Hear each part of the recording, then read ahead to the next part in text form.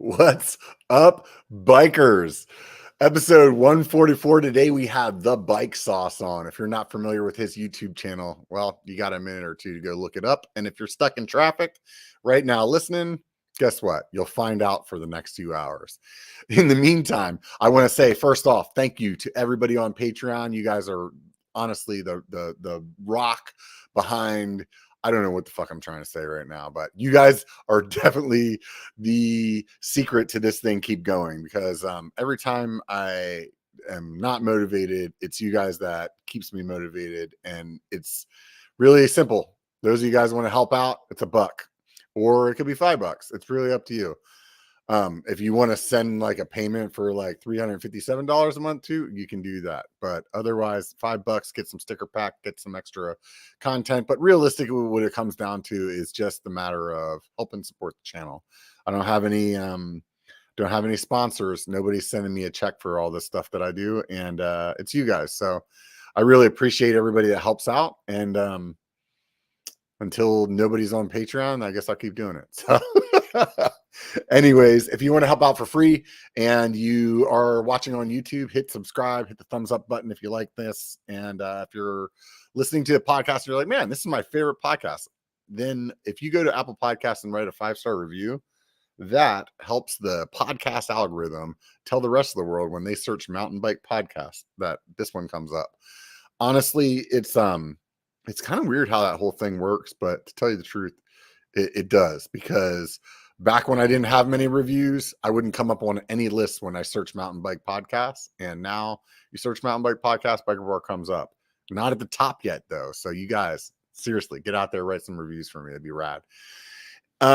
If you want some extra content, go to Facebook and Instagram. Give me a follow over there. You guys know how to do that stuff. And outside of that, I don't know what else to say today. We're going to bring Nolan on from the Bike Sauce. What's up, Nolan? Hey, how's it going? Nice to be here. Man, living the dream, right? That's right. Hell yeah. Right on, man. So where are you located? I think you're in Southern California. Yeah, that's right. So I'm in Whittier, Fullerton area, which not a lot of people know about. It's like east of LA. It's not East LA, but it's east of LA. Not there's anything wrong. Yeah, there's nothing wrong with East LA. It's just we live east of East LA. Yeah, east of East. Yeah. You're like really east. Yeah. Fullerton. You'll look it up. Yeah. You from there all your life? Nope. I'm actually from the Bay Area. So actually, you're in Sacramento, right? Yeah. I did see a video. Go ahead. Go ahead. No, go ahead. Yeah. Go there's ahead. There's like this minuscule lag on. I know. And it's just enough that like if you don't answer the second that my brain is like, okay, keep talking, Rob, but it's really just the lag. I'll start talking right at the end of your statement. Yeah. So I grew up in Alameda, which I don't know if you even know about it in Sac. It's an island in the Bay. And it's actually an island, but that's where I was born and raised. I lived there most of my life, worked at a few bike shops in the Bay Area, did my school up in the Bay Area, and we only just came down to LA. Well, I say just, but we moved down in 2010. So holy crap, 13 years ago. Yeah. It feels like we just moved down to LA. So dude, that's like everything in my life goes like that, man. If I'm talking to somebody and I'm like, yeah, it was like 6 months ago, that really means it was probably like 4 years ago. Yeah. And if I say it was last week, there's a good chance that was yesterday. So I think it's like a guy thing. We just have no recollection of time whatsoever. So yeah, the passage of time is strange for sure. Yeah, I saw that you had a like a ride video on your YouTube page that was like going back to Lake Chabot, and it's been like 20 years or something like that. That's right. Yeah. So me and my buddy Paul, we grew up together. I don't know, we've been friends since like middle school. And I don't know, we always somehow keep in contact. He's one of the friends where 5 years will pass and you can like get back together and it's like no time passed. Yeah. But I hadn't been back in a while. And so Lake Chabot is just there's a trail system there. And we just went out one day. I brought the cameras and we turned it into a little video, but it was very nostalgic. It was fun. Yeah. I did something similar. I went home. I'm from Pennsylvania originally, and I went home to unfortunately go to a funeral. But of course, I'm like, I'm going home, take my bike, and I rode a trail system that I hadn't been on in like 30 years. So it was definitely it was crazy, man. It was crazy to like be back somewhere that was reminiscent, but at the same time, like you remembered it, but you're like, it's kind of new to me. You know what I mean? Right. Yeah. Right on, man. So I am going to try to make it a point on all my podcasts not to do something that I hate other podcasts doing. And that is whenever they just assume everybody knows who you're talking to. So like I listen to Rogan, not like religiously, but sometimes it's like somebody's had on the show 5 times. He doesn't introduce them at all. And you're like, I don't know who this dude is. Like, sure, his name's on the freaking title, but like, I don't know, you know? So what's the bike sauce? Well, and actually it's fair to say, it's fair to assume that nobody would know who I am at this point. You're nobody except for 23,000 people that are subscribed to your channel. Right. Yeah. Well, no. Yeah. That's something. That's something. But in the grand scheme of things, you know, who knows what the hell is a bike sauce? What is a bike sauce? I don't know. The bike. Yeah. It's a YouTube channel that was born out of, it was a COVID project. I assume a lot of, I would assume a lot of these types of projects started just out of sheer boredom. Like you need some outlet, right? And I teach, and that's, you know, my my day job is to be talking and presenting information to people. So when that was like migrated to Zoom, right? So you're talking to this like grid of like square, you know, whatever, windows or whatever. It wasn't the same. So, you know, I had always thought, oh, YouTube would be so cool, but I don't have the personality for it. I don't know how to edit. I don't know anything about video. You know, I don't know a whole lot of things, but I don't know, something pushed me to just go for it. And I've really enjoyed it. It's been a very fulfilling project, which kind of grew legs. And so I kind of treat it like a second job now. Yeah. What do you teach? Like, my day job? Yeah. No, I'm a faculty member at Cal Poly in Pomona. Yeah, so I teach. I'm in the Department of Mechanical Engineering. Oh, sweet. Been there. Jesus, I'm going into my 7th year. Yeah, full time. On, man. So basically, you can help me. You can the help nerdiest of the nerds. Yeah. I've been working with engineers for a long time for some reason. So it seems like the couple of jobs that I've been at are all engineers. So the last place I was at, they were like civil, but like mostly did water. And now the engineers that I work with are like hardware and electrical and software engineers. And it's definitely, I guess I've been surrounded by geeky people for a long time. So which is kind of a risk. Like, why would you bring on a mechanical engineer? You know, we're notoriously bad at communicating with other people and conveying ideas. So I don't know. Maybe you might have made a huge mistake. Oh my God, my camera's like, do you see that? Is it like it's like flashing in and out once in a while. Yeah, it's making me want to have a seizure. I feel like if I unplug it, I don't know if it'll ever come back. Should I do it? Should I just go for it? I mean, really, what's the worst thing that's going to happen? It's either that or everybody gets to watch me have a seizure. See, now it's going to stop. All right. So those of you guys listening, guess what? Technology problems, even for the IT guy. No, that's pretty rad, man, that you're an engineer. And it's funny you say the thing about like, I don't have the personality for it, because that's one of those things that a lot of people on YouTube always, when they start, you know, that they think that you have to have some like crazy boisterous personality or something like that. And realistically, like that's not the case. Like you can be whoever you are. You know what I mean? Yeah. There's definitely more and more I'm realizing that's really why people will subscribe to you. It's like when if you go back and look at the videos that earned the most subscribers, it's usually one of the videos that was just off the cuff, just kind of like a random thought. And whereas like the ones that I generally hide behind a script and make sure there's like no errors and everything's like, as perfect as it can be. That's the engineering. Yeah. Those don't necessarily they don't necessarily do any better than, like a more organic video. I don't know. I haven't figured out the algorithm. When I first started YouTube, like I thought I had to be like super put together and serious. So like my channel intro video is like the very first video I posted, and it's like, I'm Robert. I'm gonna make mountain bike videos. Thank you for coming by, and please like and subscribe. Like kind of like. And then I think it was like my second or third video. I like got these parts that you could like put a bottle cap, like bottle opener on your bike, or like a beer cap on your bike. And of course I was drinking while I was doing it. So like I had a little buzz, and then it was like, I really was just acting like me. Yeah. And that was the one that kind of resonated, where like what you were just saying. And it made me realize, it was like, dude, just be whoever you are. And like, it is what it is, Yeah. And so there's, it's kind of crazy the way the whole thing goes.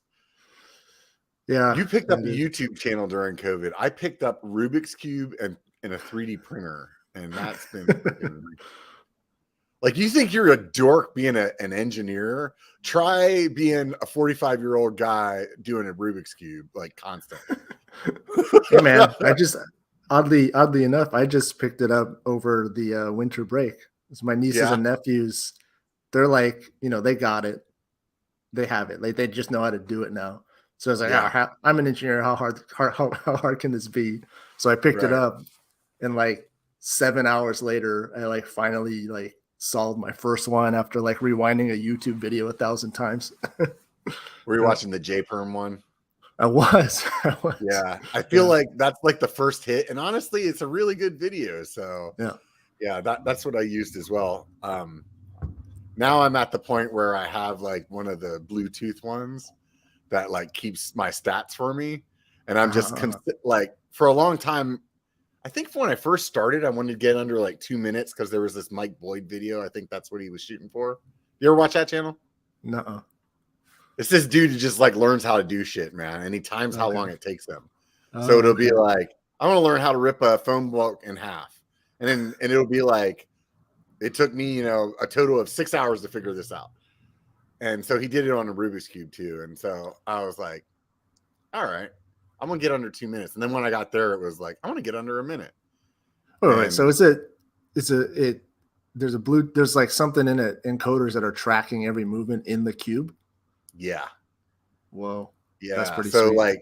So it'll give you a scramble, and then you can do the scramble, which actually I never used to do before I started using the apps, but it really helps. It helps you like kind of get your finger dexterity a little better. Oh. And then basically once you start, like, I guess, I don't know what the real rules of Rubik's Cube are, but I think that like once you finish the scramble, according to these apps, it seems like you have like a 14-second window where you're allowed to like look at the cube and kind of like make your plan. And then after that, the timer starts, or if you start moving it, the timer starts. Gotcha. And then as soon as you solve it, then it's got you're like, all right, now you know. And then being the engineer, I mean, I have the similar personality. Then you get to look at the stats, right? Like, how long did it take you to do the first level? How long did it take you to do the second level? How much idle time did you have? How many moves per second were you doing? And then it's just like down the rabbit hole. It's just like mountain bikes, man. That's just Strava. That's just Strava in Rubik's Cube form. Yeah, it is, dude. That's so right. It's Rubik's Strava. Oh my god, I love it. That's funny. I appreciate it just because of the amount of technology that's packed into that. Like ridiculous. It's like a kid's toy, right? Yeah. But the thing about it is, like what I really like, or I think the reason that I picked it up originally during COVID was like, we're all sitting around, just sitting on our phones, like playing some freaking like clicky game on there or whatever, right? And I was like, man, I could do something better with my time that I feel like is like somehow productive, right? Yeah, exactly. And that's where it was like, okay, well, I've always like wanted to know how to do that, so let's learn it. And then now it's more like, I like it because it's just really something tactile. And when you're doing that, you really can't pay attention to anything else. Sure. You know? Dude, and honestly, as a guy with ADD, that's like invaluable. You know, like you're actually there's an essay to be written here about the parallels between Rubik's Cube and mountain biking. yeah, probably. Yeah. When you're biking, you're in the flow state, right? You can't pay attention to anything else, and it's very tactile. And I don't know. Yeah, that's off the deep end there. Yeah, dude, I'm with you, man. I'm totally with you. Like I just made a comment a minute ago about being ADD, and like one of the things that like led me to realizing that was what was going on was my son was getting diagnosed, so I'm at the doctor's office with him, right? Mm-hmm. And they're like, yeah, people with ADD, they tend to like do things for fun that like really take their mind to a spot where they can't think about anything else. And I'm like, this is almost word for word like how I explain why I like skiing. You know, and then I was like, holy shit, man. And then every like symptom that they were like, this is what he should be doing. I'm like, yeah. And then there was a point in the appointment where they're like, yeah, so like one of his parents probably have it. And I'm like, pretty much sure I know who that is. That's funny. Yeah.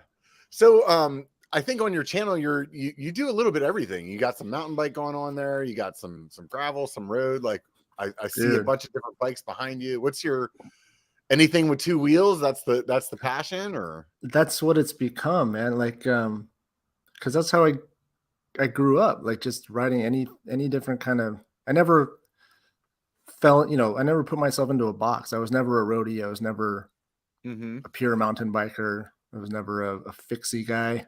Remember that era, fixies? Yeah, right. But yeah. There's a lot of channels though. You know, when I first started, I was thinking, all right, gravel's big right now. I'm into gravel right now. Let's make a gravel channel. But like right away, I was like, I can't do content about only gravel because I have all these other interests. So, you know, I distinctly remember putting out like my first like MTB specific video. And like, I was worried that like, oh, people are going to say, oh, hey, that's not your brand, man. You should stick to gravel. But I never got any of that. Probably because the channel wasn't big enough. And, you know, I was still at the point where, you know, first 6 months, you can experiment and do anything you want because you don't really have a brand yet.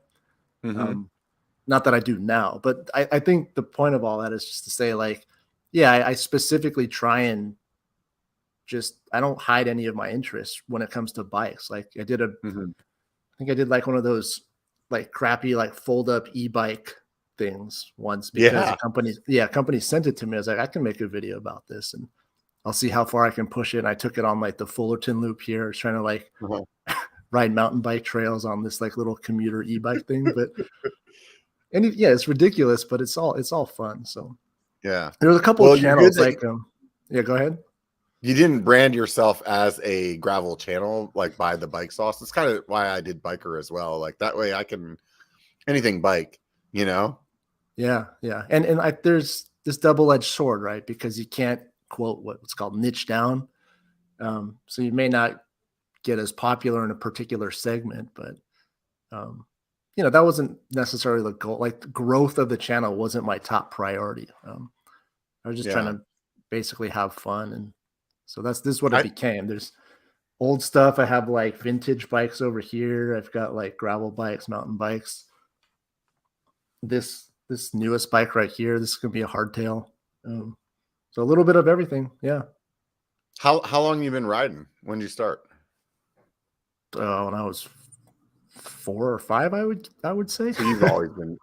Yeah, I've ridden a bike my whole life, but you know, I mean, that's maybe an exact. I mean, like most kids start riding a bike when they're young, right? 4 or 5, 6, 7. I think the difference for like you and me is, well, at least in my case, I just never stopped.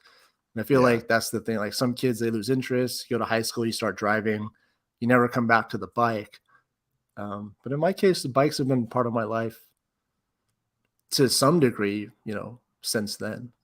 Yeah. I had a short window when I didn't ride, but I think it was just like life was in the way, you know, like I went in the military and like, okay. it was like, not only that, but it was more like drinking beer and chasing girls was more fun. And then it was like, I got married and had kids and it was like, there's a lot of shit going on here. I ain't got no time for that, you know? And then whenever like things finally got to a point where I could start riding again, then I did. And, but it was like in high school, you know, it was, even though friends would drive and stuff like that, like we all still rode like BMX. And then I had like other friends that were mountain bikers that I would ride with on the weekends. And so definitely like crossed that bridge that you were talking about, where like, I think a lot of people, like they ride when they're, you know, like you said, like in their grade school years. And then as soon as it's like, mom can drive me to where I want to go and, whatever, then it's like the bike just goes like collects dust or whatever, you know? Yeah. For me, like I worked in bike shops all through high school and college. So that, you know, even if I was in college and, you know, whatever, partying, whatever, studying, partying, you know, I was busy in college, but still having that connection to bikes through work and, you know, group rides and shop rides and stuff. I think that played a big part in like keeping it going into quote adulthood, you know? Yeah, for sure. Well, do you have like one that you think is like your primary kind of like what you do the most? Dude, I can't. Like people have asked me that before. Like really, like what are you? What are you? I'm like, I don't know. I'm not even like, not even really anything. Like I grew up like most kids riding BMX, right? Watching X Games, like that was my number one goal in life. I have to get to the X Games. I took almost no steps to achieve that goal, but it was cool to think about going to X Games. So it was BMX all through, you know, middle school, high school. And then of course in high school, like mountain biking became cool. So we started riding mountain bikes. And probably actually up until I was in my mid 20s, maybe late 20s, I was really just BMX mountain bikes. And for a while, it was purely mountain bikes. And then, you know, I got married and most of my brothers-in-law, they were all rode. They rode road bikes. And so I just wanted to be a part of it. So, you know, I got drawn into road bikes, just like in an effort to be social. That was a tough transition because, you know, I bought a used road bike, started riding it in baggies and flats. And then like soon, it was a clipless pedals because you're a little bit more efficient. And then, I'm getting like some chafing, but I don't want to go full spandex. So I'd go, you know, like padded chamois under the baggies. And then, you know, before you know it, you know, 10 years later, full road bibs. And oh my God, it happened, huh? It happened. Yeah. I'm still in the baggies and spandex like stage. I haven't crossed that yet, man. I don't know if I will. I always said so, man, but somehow they're practical. Like the problem is I have some friends that mountain bike with bibs. They just wear them like under their baggies. Yeah. And the way that they say like they like stay in place or whatever, like I've like thought about it a couple of times. I'm like, that's interesting, you know? Yeah. And plus I'm one of those guys whose ass cracks like always hanging out. I'm like, man, if I wore a bib, like people wouldn't be looking at my ass crack all the time. That would be fun. Yeah, then the spandex short, right? Like the biggest jump is going from baggies to the spandex shorts, right? Yeah. The problem is those shorts, they just dig in. And like as you get older, you put on a few pounds.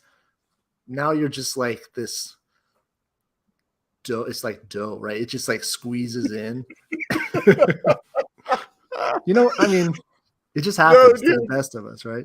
Yeah, believe me, man. I got plenty of dough, so the transition to the bib was mostly just, I mean, it's just suspenders. If you think about it, it's suspenders for spandex. And so they're so much more comfortable. And I'm open about it now. Yeah. I fully made the transition to spandex. Yeah. I mean, you're out of the closet, as so to speak, with the bibs, man. Yeah. Yeah. It's a downhill. It's downhill from there, dude. I don't know where you go next, but Yeah. Well, okay. Yeah. So what I do, I still don't go with the skin tight jersey. Like I used to do that, but then I was like, why? Like, what purpose does the skin tight jersey serve other than to make you a little bit more aerodynamic and save like 5 seconds on like a 2-hour ride, you know? Right. So I'll do the bibs, but I'll put on like a casual shirt on top. That's I found my sweet spot basically.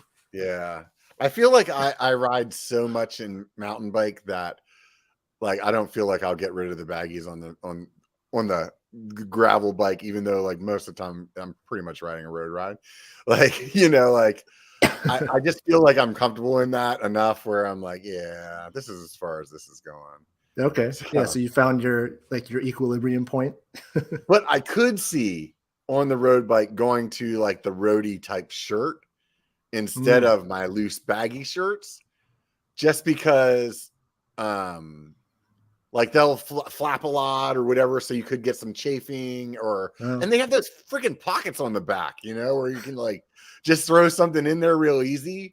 Where like mountain biking, you stop a lot, so carrying a Cliff Bar or something in your pocket's not a big deal, right? Right. Yeah. You just stick your hand in there and freaking grab it, right? But like when you're on a road bike, you don't really like do brakes like you do on the mountain. At least I don't like as much.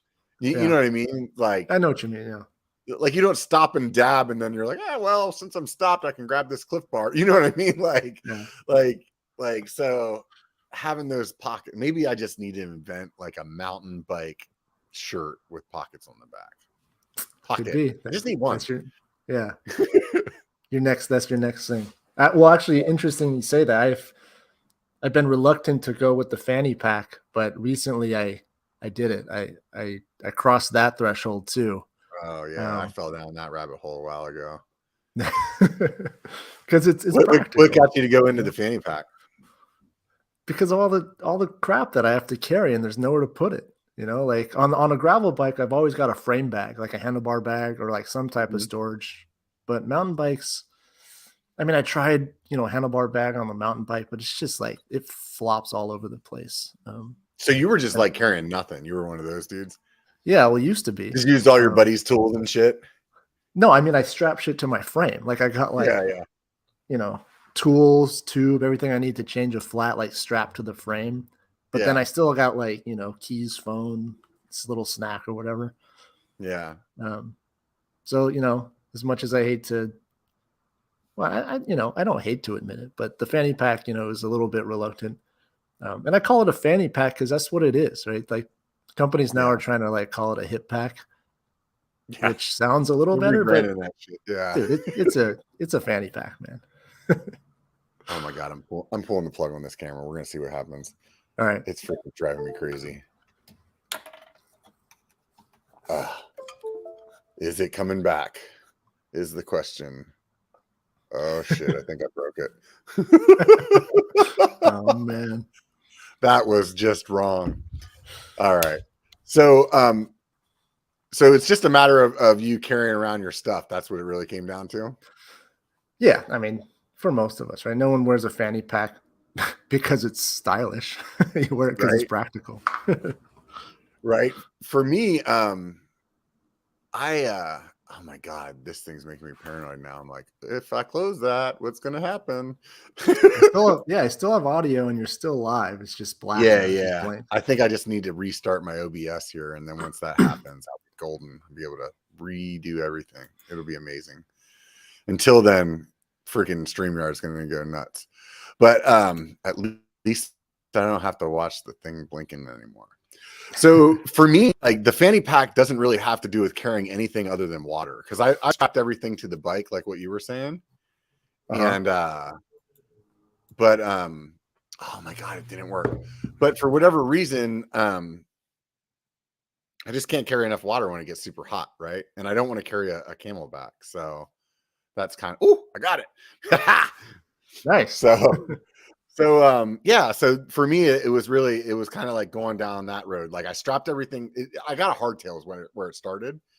And then I'd go on these rides, and I was like, man, I don't really need to carry all this like extra stuff. I can just carry this 2 water bottles and I'll be good. And then I got used to like not wearing a bag, and I was like, well, I don't want to wear a bag ever. Now, like before there was no way I would leave the house with the bag. And now I'm like, how, like I'm avoiding the bag as much as possible before I leave the house, and so yeah. And then, so basically then when I didn't want to wear a bag anymore, and I must have started this in like spring or something like that, where it wasn't super hot. Yeah. And then by the time it rolled around the summer, I was like full on into like not wearing a bag. Then it's like, okay, well, how can I get more water?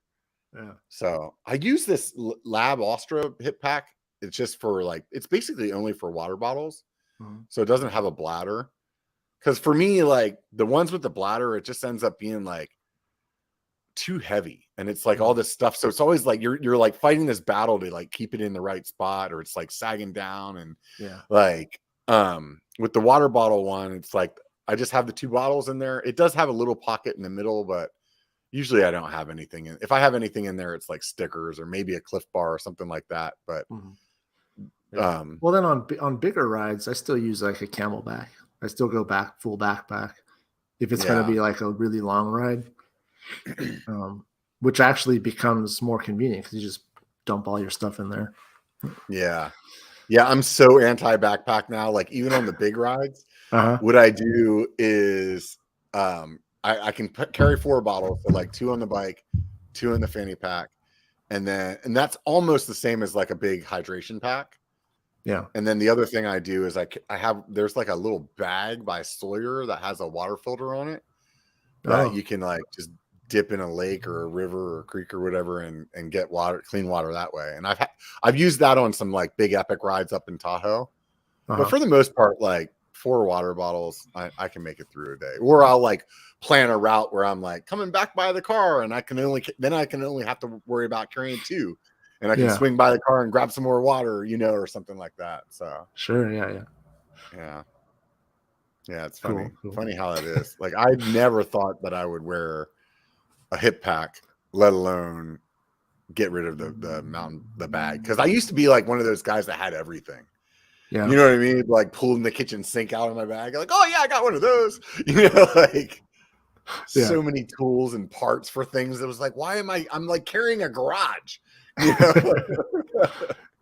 Yeah, man. It's an art form to like plan out exactly what you think you might need. Oh yeah. Yeah, it's an art form for sure. I definitely went way overboard. I was like, I got this like mirror in there in case I'm like stranded in the woods and I can like send signals to airplanes and shit. Like, oh dude, it was freaking first aid kit, enough to like do brain surgery with and shit. It was ridiculous. Now funny. It's so much nicer. And it's funny though, like I have that 1UP EDC tool. You know what I'm talking about? The one that goes right in the stem. Yeah, but I have the pump as well because I feel like I always like to have air, and I feel like those like CO2 canisters is like some days you might only need 1, but some days you might need 6. So I have the EDC tool that slides into the pump, so it's the same tool that goes into the headset, and it doesn't have a lot of tools in it, but honestly, man, I've used the hell out of that thing over the last like year or so that I've had it. And I can't think of a time where I've really run into something that there may be like 1 or 2 times that like, because the tool's so small, maybe it didn't reach into what I needed to get to. Yeah. But otherwise, like it's never like made me have to call home, like call somebody or like, you know what I mean? Right. If the bike was screwed up enough that I had to walk out, it didn't have anything to do with what tools I had, Right. Yeah. That's cool. Yeah. My buddy Brian just got me that tool for Christmas, and I put it in the high tower. It's like, and now I feel like somehow the bike is like lighter, but it's totally not. But like there's just less stuff, strapped to it now. Yeah. And so it totally, lightens the burden of like carrying tools and stuff, which is cool.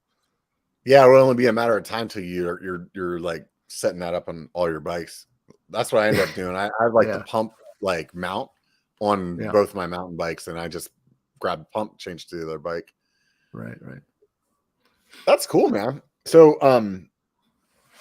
on your channel, you had a review that you did on this Black Heart bikes. It's a gravel bike, like a road bike inspired to be a gravel bike. Yeah, and it's totally titanium. I've had my eye on a titanium bike for a long time, and that one really speaks to me because the way they explain it about being like a road bike that can do gravel. Like as much as I want to be a gravel rider, I'm really a road biker with a gravel bike. That you know what I mean? Like, yeah, like most of the time. So you ride road and mountain, but not gravel. Is that right?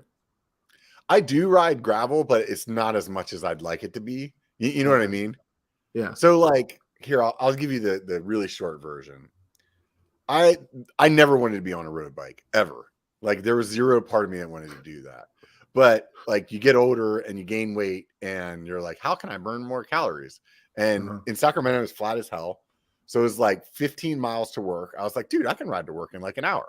This is not a big deal, but I'm not doing that on a mountain bike. So I went out and bought a single speed, like a fixie with like a flip flop hub, right? So bought that, and I'm like, oh, this is it, dude. I'm freaking riding to work and back, like 30 some miles a day. Like this is great. Burning extra calories, getting stronger. And all was fine and dandy. I wasn't a road biker, right? I was a commuter. You know what I mean? Let's get this straight. Yeah. And then I got the lady doing it with me, and next thing you know, she's like, she got into a car accident, so she stopped mountain biking and she was only doing road. And then so she starts climbing and doing all this, and it's like, to a certain extent, I'm pretty strong. Like I could ride the single speed and get away with it, but there was a point where I was like, okay, I need gears if I'm going to ride with her, right? And I was like, I'm not buying a road bike. I'll buy a gravel bike though, like that. Like, okay, that fits in there, right? Got you. So it's your resistance to road, yeah. And then like I'd say for like, man, I've had that gravel bike for a couple of years. I would say if I had that thing for 3 years, probably 2.5 years, it had slicks on it. You know what I mean? Like I would like in my mind, I'd be like, oh yeah, I'll throw the gravel tires on whenever I'm gonna do a gravel ride. What really happens is I'm like, oh, there's slicks on the gravel bike and that's too much effort to move it. So I'm just gonna go mountain biking, right? Yeah. Interesting. So sounds like you're a roadie. I'm not though, man. I'm not. I put the gravel tires back on, so I'm like, so that way I could like solidify the fact that I am a gravel rider. But well, so the Black Heart. So the thing with bikes, like, okay, if you ask a non-cyclist anything about a bike, they're like, isn't a bike just a bike, right? Like my wife used to say, the bike's just a bike. Why do you need 10 or however many, right? Right. Actually, she still says that. Yeah. But it's hard to explain unless you've ridden a bunch of them, right? That a bike is not a bike. And like mountain biking, of course, you got cross country, whatever, trail, enduro, downhill. And there's this whole spectrum of mountain bikes. It's the same thing with gravel bikes. And they just kind of span from like pure road up until like an XC bike, right? And so they fill that whole void. And so the Black Heart bike, they're calling it an all-road bike. An all-road is like, I think it's becoming like an industry term for gravel bike. Like that's like country for road bikes. Yeah. It's like more leaning towards road, but it's got some off-road capabilities. And when I rode it, it definitely felt like a road bike. I mean, if you look at the geometry, it's pretty, the head tube's pretty, vertical. It's not real slack. It rides very much like a road bike. The titanium is nice. It's hard to describe the titanium road feel, right? I don't know if you've ridden a titanium frame before. No, but I'm one of those guys that picks his cars by how they look. So, so you just like how the Black Heart looks? No, that's totally. I like valid. How titanium looks. That's what I'm saying there. Yeah. Okay. Gotcha. No, I mean it. Look, if I were to ride like an aluminum frame, steel frame, titanium, carbon, all back to back, I think if I'm being honest with myself, I'd have maybe some trouble like getting all 4 out of 4, right? I feel like carbon you can definitely tell, and like cheaper aluminum you can definitely tell, but titanium's a little bit in the middle. It's very, very responsive, but somehow it just like kind of takes the edge off all that sort of high frequency chatter, which is why it works pretty well as a gravel bike frame material. I think it's just so damn expensive. Yeah. But yeah, it was a great bike to ride. I couldn't ride it as like confidently as say my Diverge.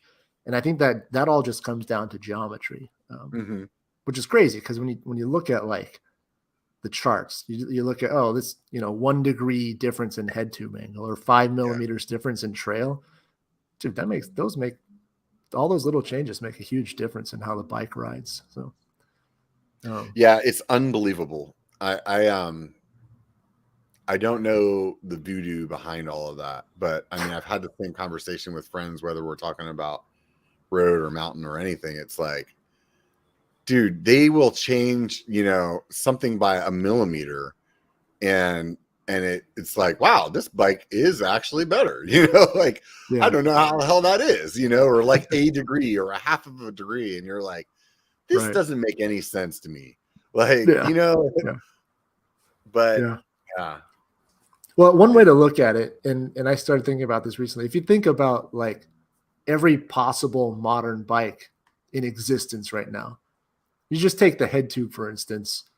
What's the range? Like the slackest of the slack bikes go down to like 63 degrees, maybe.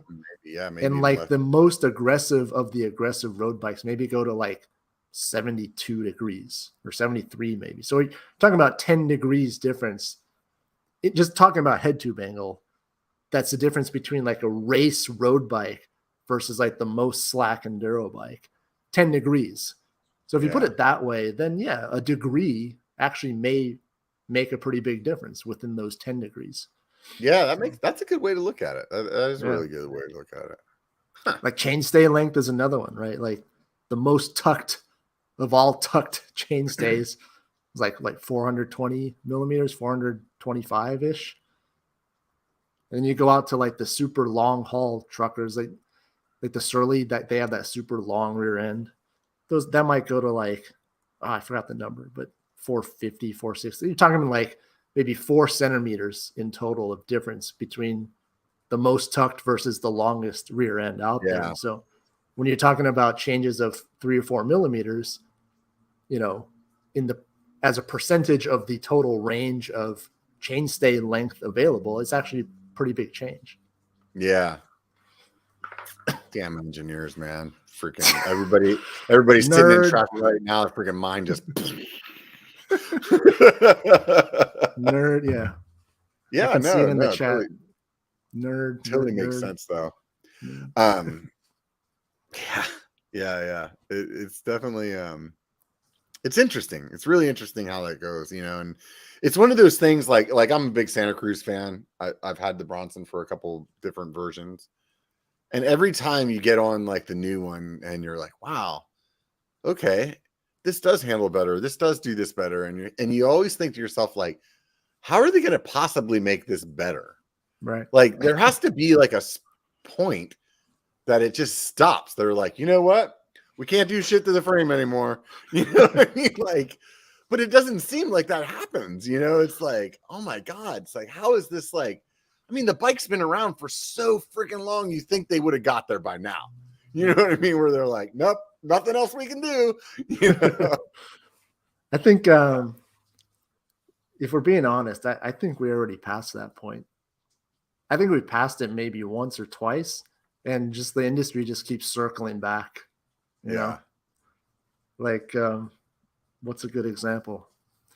I just had like a bunch of examples I could rattle off, but like, I mean, I think specialized. I think gravel is one of them. Just to be general. I mean, a gravel bike is essentially a mountain bike from the 1990s with drop bars, right? That's what everybody said. I mean, it's really not, but it's very close. Yeah, right? It's close enough. And it's close enough we can have that conversation. Yeah, they found a way to like rebrand it and make some, minor changes that makes it a little bit different. But yeah, gravel bikes, like so many people hate gravel bikes just because of that fact, right? It's like something that already happened being sold to you as new, right? Yeah. Or like, let's just say like oval chain rings versus BioPace in the 90s. It was oval as well, just the timing was different. And exactly. you know, like yeah, it was like that was like the big thing at the time, man. I was like, dude, you got to get this thing. And then like a couple years later, like, no, that fucks up your knees. Don't ever do oval, you know. And then like 10 years later, they're like, no, let me tell you about something new we came up with. Right, you know? right. Yeah, So, yeah. Suspension on gravel bikes is now like becoming a thing. Rear suspension in addition to front. And I just think it's a little, I don't know. I think it's a little bit ridiculous. I feel like you're going too far.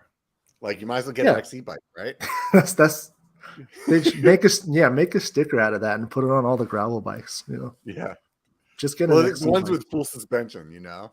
Yeah. It's like, dude, that's just too much, man. You're like, you're pushed like.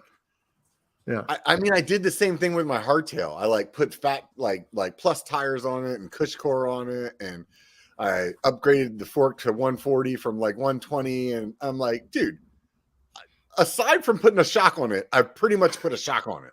You know, like at that point, I was like, you know what? Just buy a short travel freaking squishy bike, and then be happy with it. And that's what I did. So but well, the industry. Yeah, the industry knows that anyone who seriously gets into cycling is, you know, upgrade-itis. If that's not a word, upgrade-itis is a thing that like all of us experience, right? Yeah. I mean, people claim to just, I just want to ride, just give me the bike. I don't ever. The people who say, you know, ride upgrade, you know, what is it? Ride upgrades, don't buy upgrades. Yeah. I don't buy it. You know, like if you're a cyclist, you like to tinker, you like to upgrade stuff, and you like the best equipment for the job. That's the best part about getting your significant other into riding. It doesn't really have anything to do with spending time with them. It's like, oh, I can buy more bike parts, and now I can be like, oh, this is for your bike, babe. Like, I just bought you some carbon wheels. That's funny. You can like vicariously live through their bike, right? Yeah, and I used to like battle with myself about that. Like, you know, I'm not the strongest rider, therefore I don't need the best gear. And I always generally, you know, believe that you should ride the equipment should match your skill level, right? You should earn your upgrades as you go. Yeah. And I was, you know, kind of a snob about that for a long time. But lately, you know, whatever. Like if you got the money and you want to buy an S-Works and it's your first ride out, I try to judge less because, you know, they're out there, they're riding a bike, and that's all that really matters, right? Yeah, no, I totally agree with you there. I think that there's probably a point of diminishing return, especially as a new person. Mm-hmm. Like I wouldn't like urge a new person to get an S-Works bike, but I mean, if they fucking have money falling out their ass and they feel like doing it, yeah, go for it, man. You know, but I think it's like it really comes down to this for me. Like you could like build a whole house with a hammer, right? But like there's some other way. Like it would be nice if you had a tape measure and you didn't have to draw lines on your hammer. You know what I mean? It would be nice if you had like, man, that would be cool if I had like a belt that had a little pouch in it, could carry some nails in it instead of like having them in my hand, or you know what I mean? Like there's like so you get the right tools for what you're doing, and it may not like make you a better builder, right? You know, you get all those things doesn't mean you can build the house well, but like at least it'll make it like as like efficient as it could be, or something like that, you know. Like my wife, she's really into cooking, and like earlier when you were saying, man, a bike's a bike, your wife says a bike's a bike, like with my wife, she's like, there's like fucking a bunch of different knives in there. To me, every knife is a knife. I'm like, you can chop everything with that fucking thing, right? And to her, she's like, no, this works for this works for that, this works for that. Same thing with her pot, you know. She's like, oh no, this thing sears so good, and then this thing does this so good. And I'm like, yeah, okay, all I heard was like you explaining like axis to me or something, you know what I mean? I'm like, this is how you're justifying it. I get it, you know. Yeah, it's funny, but yeah, it's the tools, man, you know. Yeah, it's the same for bikes. Yeah, it's the same for bikes. It's hard to it's just hard to explain because they're expensive. Yeah. And to be honest, a lot of them look alike, right? You see two bikes next to each other that look similar, to the untrained eye, like why do you have both of those? Just use one. But for us, it's like, no, this is so different. Yeah, they're two different experiences. No, man, it's 100%, man. I mean, it's just like, but I mean, that's the person that doesn't do it, right? You know what I mean? Like if aliens landed here and you put all of our races in a row, they're like, oh, those are humans, you know, like they're not like, oh, that's an Asian guy, that's an African American guy, that's, you know what I mean? Like they don't see that, you know, so it's the same thing. So it's like, yeah, it's definitely interesting, you know, because I mean, I can see your garage here. You got, you know, a couple frames in the background, a couple of bikes with all their parts on them. And like your garage looks like mine where, you know, people walk in and they're like, it's like a bike shop in here. And I'm like, they're like, what do you have all these things for? And I'm like, well, that's for this. That's for this. That's for this. That one over there is like the one that I take the dog running with. And like, I don't care if it gets stolen if we go to the bar, you know, and it's like, yeah, they all have a purpose, you know? So yeah, it's funny how that happens. You know, I never like for a long time, you know, I was always like, I only had one bike. It was a mountain bike. That's all I did, you know? And I was the same way. Like all I need is one mountain bike and one road bike and I'm good. Yeah. And somehow it's like a bike shop in here now. Yeah. Which secretly, go ahead. Like you could fall down that like multiple bike thing, even in the same discipline though, where it's like, I have a short travel mountain bike and like a longer travel mountain bike now. And God, dude, like the thought of not having them both now, that irritates me. Like, you know, to think like before it was like, I need a bike that does everything, like a one single quiver bike. And, but man, having a short travel bike for the rides that's good for is way better. You know what I mean? And I can do some super technical shit on my short travel bike. Like I can ride I've done it because I'm stupid, but like it is not as enjoyable. It's just not, you know?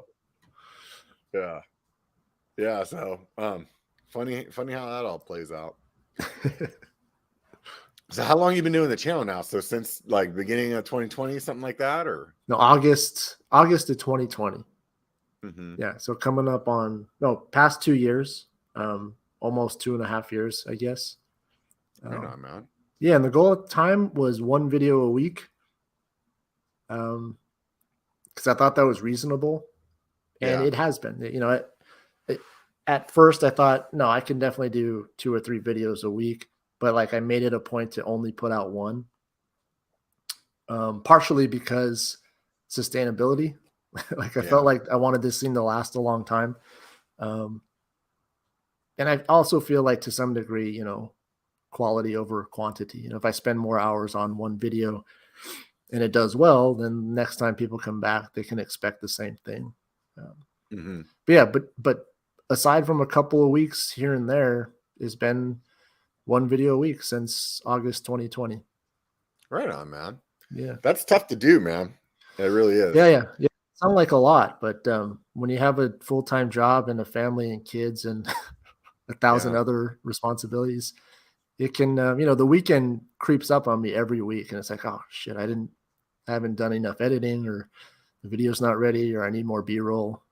Happens every week, but somehow I managed to get something out almost every week. The thing that I've found out that has helped me with that, and I'm definitely like nowhere an expert by any means, but the longer you do it, the more B-roll that you have, you know. And it's now I'm at this point where I have, you know, 4 years or 5 years of video where I'm like, oh, I know I took some drone footage up in this area that I'm doing this video on back then. I can use that. Like, even though I forgot my drone this time, or my battery was dead, or whatever the fuck happened, you know, it's like, now you can like fall back on that. So yeah, that's some wisdom right there. I grapple with that because sometimes I'll go back and recycle some clips, and part of me is like, oh shit, are they gonna notice? Are they gonna know that this is old footage? I used to fight myself with that a lot too, just because I felt like all the footage for this video needs to be new footage. Yeah. You know, but if you watch like do you watch Seth Yeah, Peak. of course. Yeah, for sure. If you watch all of his videos, his B-roll he uses a lot. Like it'll pop up and like you'll be like, oh, I remember that. Like you might not remember where it came from, but you're like, I know I've seen this. Like 100% I've seen this. Yeah. You know, or it'll be like little clips of like he'll be talking about, yeah, we did some rock crawler stuff, and there's like those clips are coming from he didn't go out and film it again. Yeah. You know. Yeah. And well, I don't think it takes away from the video necessarily. You know. Yeah, I think as long as it makes sense, you know.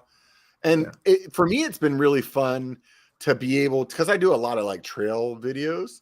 And so for me, it's fun to be able to be like, yeah, when I used to do this climb, it would take me, 15 minutes. And now I can put in a cut real quick of me being like stopped in the middle of the climb, like, oh my God, this sucks. And it's like, there it is, like there it's happening, And so it's pretty rad. I used to tell people that I didn't care about my old footage at all.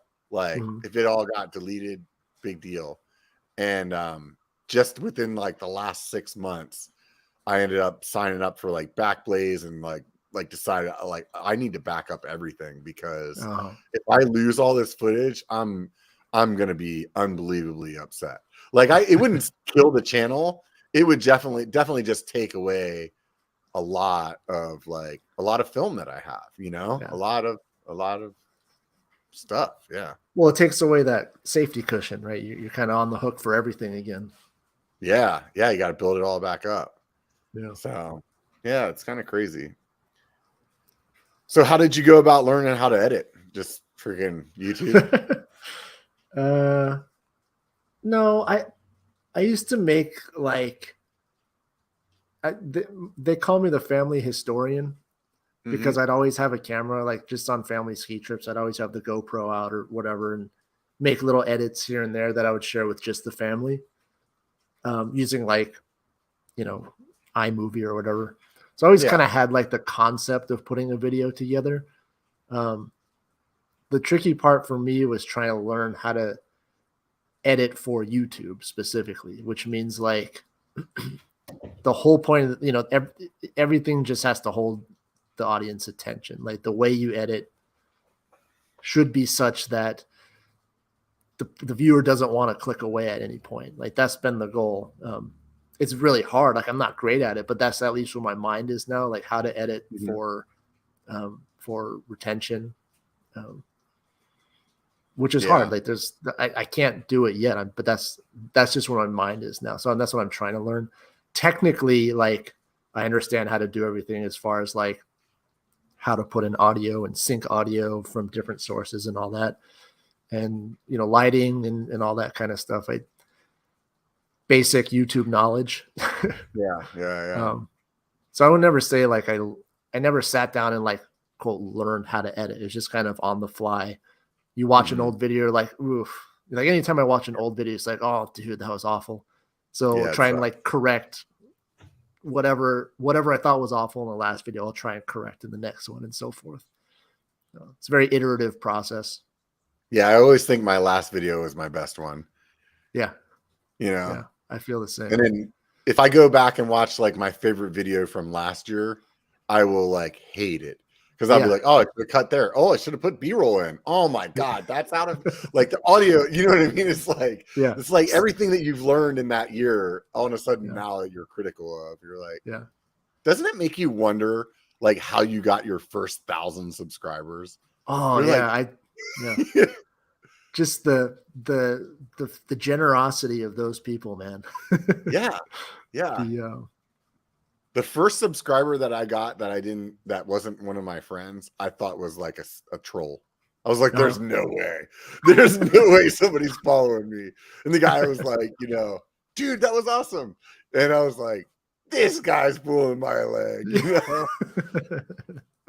No, I think there's genuinely nice people who want to support. There's supportive people out there. And even though the video is not technically good, I think maybe they see either some potential or they like something you said or they just like the vibe you give off, and that's their way of telling you to make another one, make the next keep one. Going, keep learning. Yeah, that's the thing I try to tell people is like, dude, when I started my channel, like I had zero clue what I was doing. You know what I mean? Like, not at all. Like, really, the only camera that I ever used was on my phone. You know what I mean? Like, I never edited anything.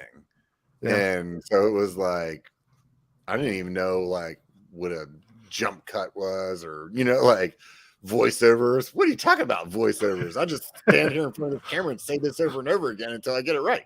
You know, yeah. So it's definitely it's a learning process, but it's interesting though. That's why I try to tell people is like, just get started. Now, I don't remember whose video. I feel like it was like a Jordan Boostmaster video I was watching before I started, and that was his like number one advice was like, just like start. Yeah, like, because you can overanalyze, dude. You can overanalyze it for months and years, and like actually the B1KER.com website was another project that I just overanalyzed to death, and it just so happened to work out to be like the name of this channel, you know, or my channel. So, I think it's like there's an audience out there for everyone. Yeah, there's an audience. Yeah, and it's baby steps. You know, you can't improve upon something unless you do something. You know. Yeah. So. Yeah. Yeah. I mean, most people like, go ahead. No, I was gonna say most people will claim that, you know, if the audio quality is good and the storytelling is good, it doesn't matter. Like, you can shoot it on your phone. It's fine. Like, yeah. It's not necessarily the quality of your gear or the fanciness of the production. It all comes down to the content and the narrative. Like, if it's a how-to, you know, like I do how-tos, and when I record a how-to video, my goal is to make it as short as possible, while still covering all the pertinent details. Whereas, like, if it's a ride video, you know, you try and create like a feeling or an emotion, versus if it's like a review video, you know, your actual stream of consciousness, your like thought process is important. So like the type of video also dictates how you edit the video. But ultimately, I think it just comes down to the content. Like, if it's a how-to, like, show me how to do it well and be done with it. And I think those videos are generally pretty successful. Yeah, I think that's the key there is, you know, that's why when I was doing those 90-second reviews on my other channel for a while. And basically the reason was because A, I hate filming reviews, and B, I hate going to other people's channel and like clicking around for the first 5 minutes to figure out where they actually start talking about what I want to hear, you know? Yeah. And, I mean, some people have chapters, but not everybody. And, right. But yeah, it's just like, get to the point. Yeah. And I think that, there's probably a group of people that want to hit a certain time in their video, like length, so that they can like monetize that video or whatever. And I think that's maybe why they add in a bunch of other crap. But I feel like, dude, even if that one blows up and it's like not long enough to monetize, you're gonna get a shit ton of subscribers out of it. For sure. You know what I mean?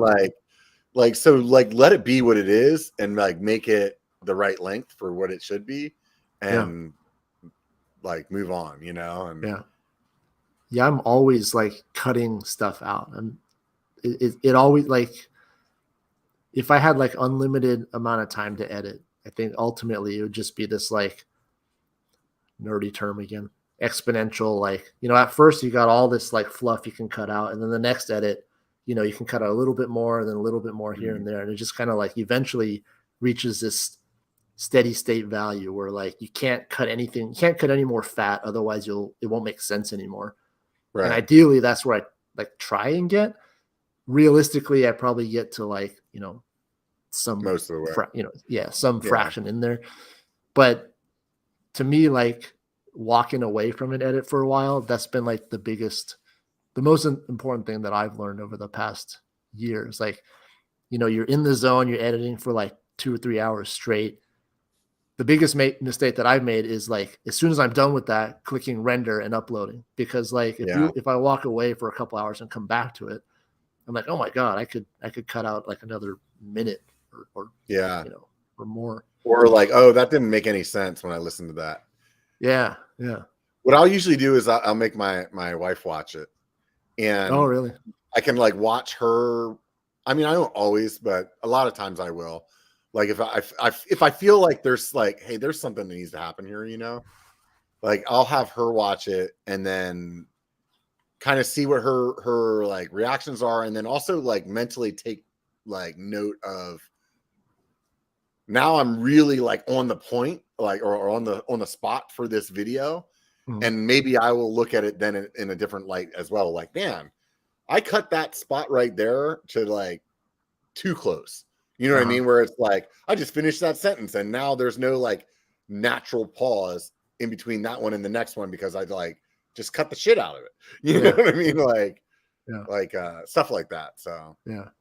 And part of that's editing style too. Like your editing style is different from channel to channel. Funny you say you make your wife watch it. I have made it a point. I'm not on purpose, but I try and keep separation of church and state, so to speak. Like I haven't told many friends that I have a YouTube channel. Yeah. Which most people would think is crazy. Like, dude, you're like you've put yourself out in public, but you won't even tell your family and friends. And I haven't. I don't know. Like, I don't think my wife watches any of the videos. Yeah. I didn't think mine watched at all, but she would like always tell me every time I would like be joking around about with my friends that she's like, no, I watch them. And then she rides mountain bike too. You know what I mean? She doesn't ride as much as I do. And so I think like she gets the content, Yeah. And I think as a person that's not like, she doesn't like watch YouTube like I do.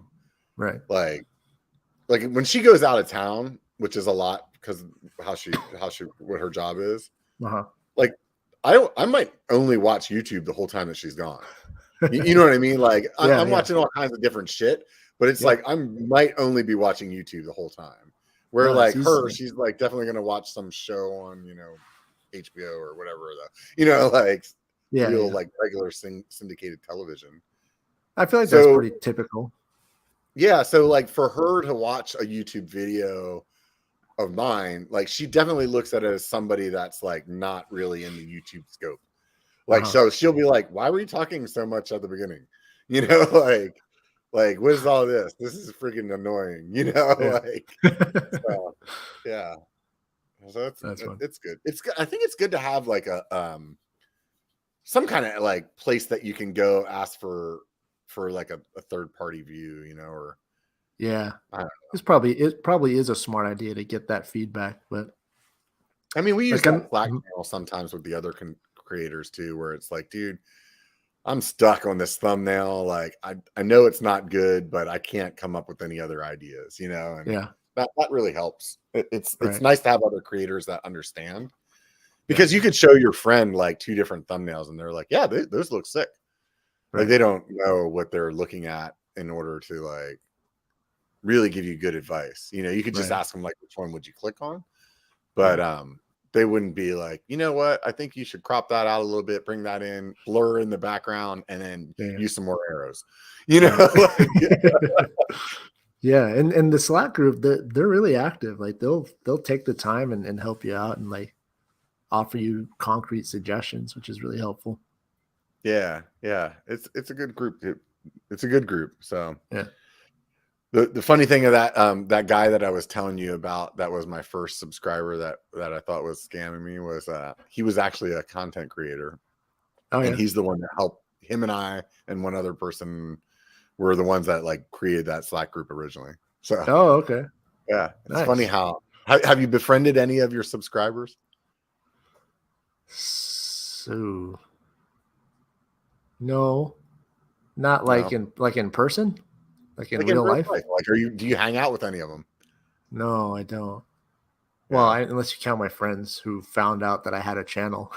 Yeah, but they were your friends already. So No, because I haven't done any like group rides or any kind of like IRL meetups yet. Yeah, I haven't done it yet. You don't have to. Should. Yeah. Nah, Make me feel guilty. You definitely don't have to. Yeah. For me, like I think one of the big reasons of doing YouTube is just that I'm a super social person, Mm-hmm. and so it's funny. Like I have like the majority of my friends I've met through YouTube. Nice. Like I'm like, what happened to the people that I used to hang out with before YouTube? What did I do to them? Yeah. So, I have like relationship with a lot of other creators like on YouTube, but it's not so much subscribers. Yeah. It's been on my list of things to do to like put together a group ride. Yeah. The only issue that keeps coming up is like what kind of ride?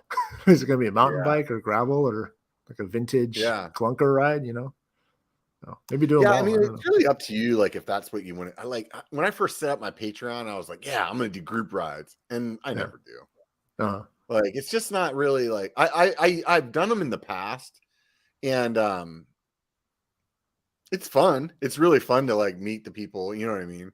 Yeah. It can be like challenging with like people's skill set, you know? So you got to kind of weigh that out, you know, or like at least be prepared for it to be like the easiest ride that it could possibly be. And if everybody is better than that, then you can step it up as you go, you know? Yeah.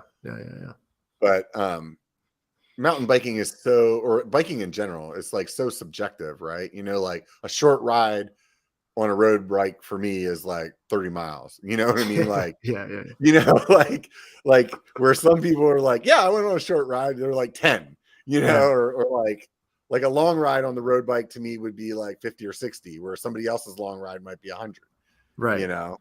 Yeah.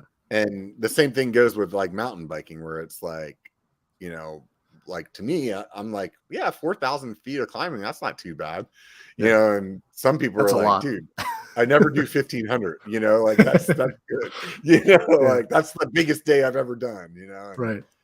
So it's definitely it's very relative, you know. So how do you weigh that out? There's no way to weigh it out ahead of time. Well, you just have to make it. You have to make it clear, like the more transparent it can be, the better, because then you'll attract the people who can hit those stats or whatever. Yeah. How do you hit 4,000 feet? How do you hit 4,000 feet in Sacramento? Well, I mean, obviously not in Sacramento. Basically, I mean, I ride up into Auburn a lot, or Tahoe a lot in the summertime. Anything in the mountains in the summer, basically.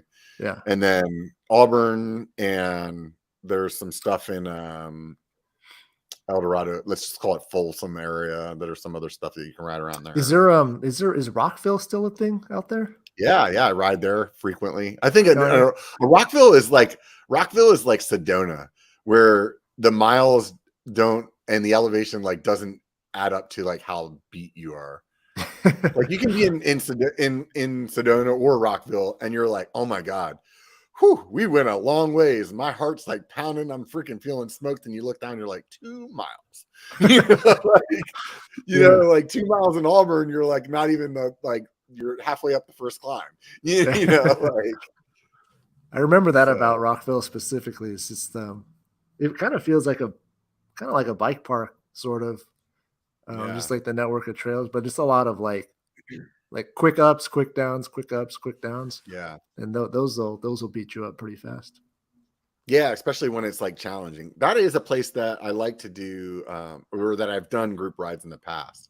Oh, okay. Because there's so much variety and it's so small that it's like you can real quick, like, oh, everybody handled that. Okay, well, we can go over to this trail. It's a little step up, or we can stay here, or like at any given point, like people are tired. It's like, oh, it's like a mile to get back to the car. It's not like you're 7 miles out and now somebody just shit the bed, you know? Like, okay, that dude bonked and we're fucked, you know? Like,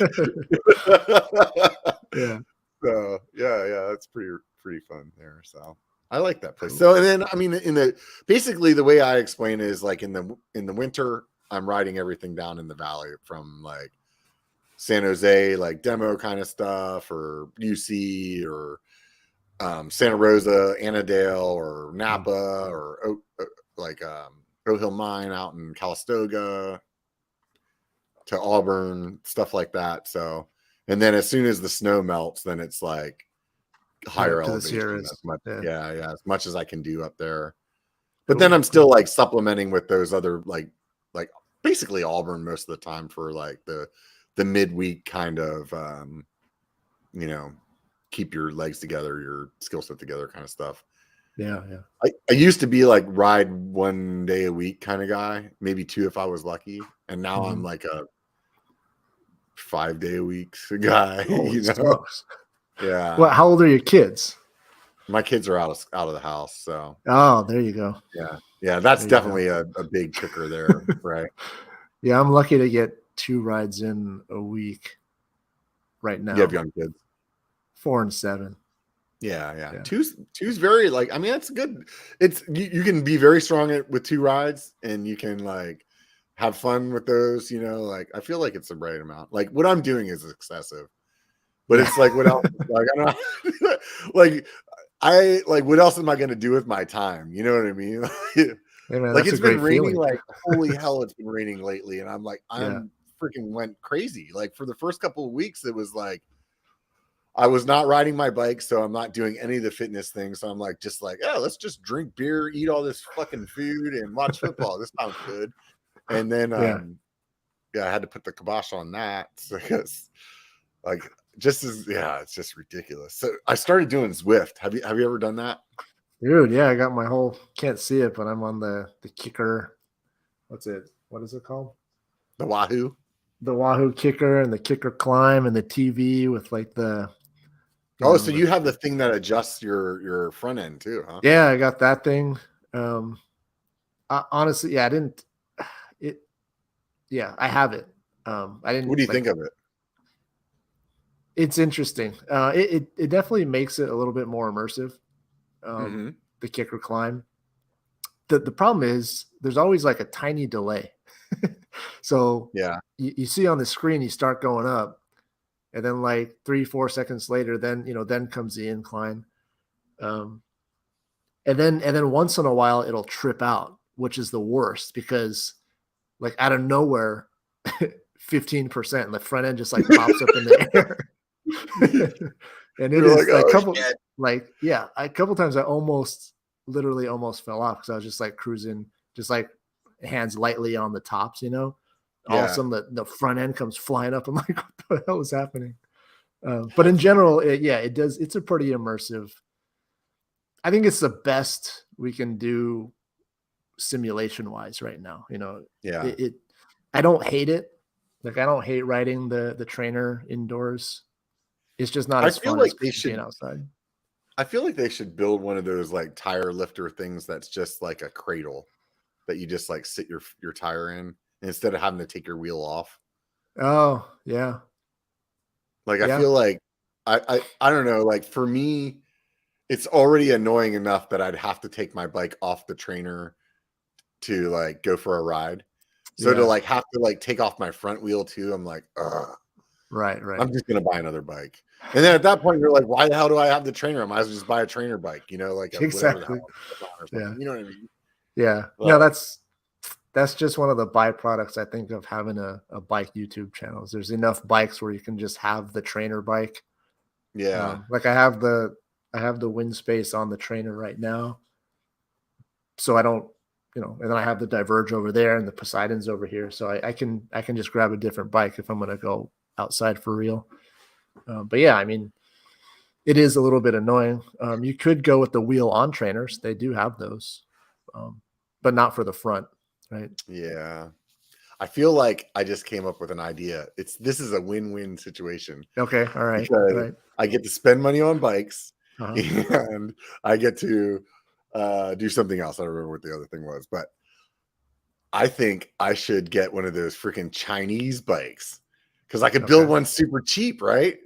Oh, right. Like a Chinese carbon like frame and like Chinese carbon wheels and well, I guess I don't need any wheels. You don't need the wheels, just get the frame. Right? Yeah, the frame, man. Some frame and some like handlebars and shit.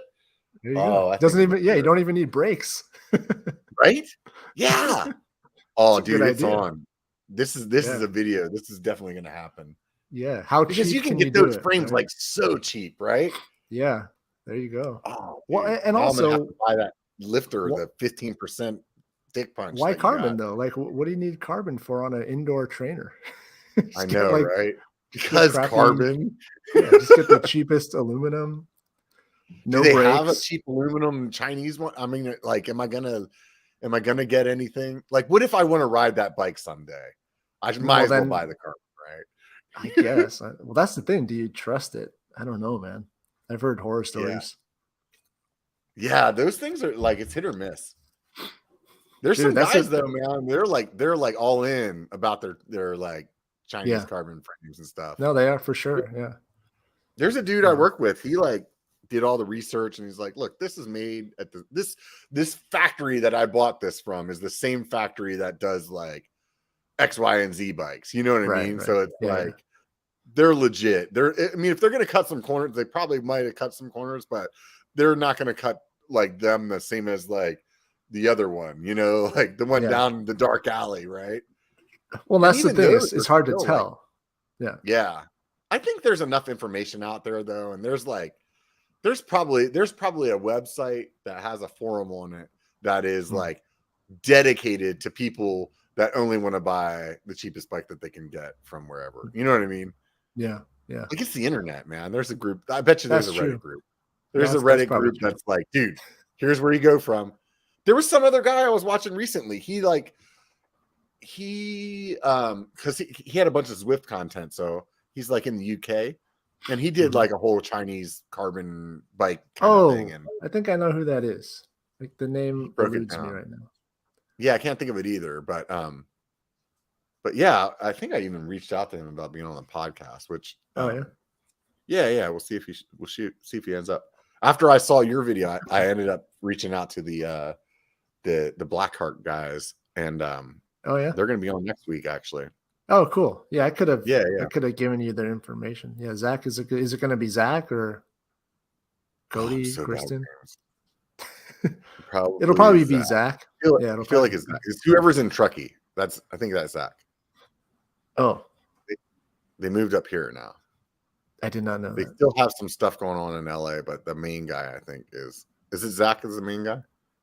Yeah, Zach Lambert. Yeah, that's the dude. That's the dude I'm talking to. Cool. Yeah, he's a super nice guy. Yeah, it'll be fun. It'll be fun to chat. But yeah. Anyways, like I think that's kind of a fun idea, man. Like, how cheap can I do it? Because you're right, no brakes. I mean, really, you just need. Dude, I could 3D print some hoods, man. I don't even have to freaking like. That's right. Yeah, that's right. If I could overcomplicate the shit out of this, I'm gonna do it. Believe me.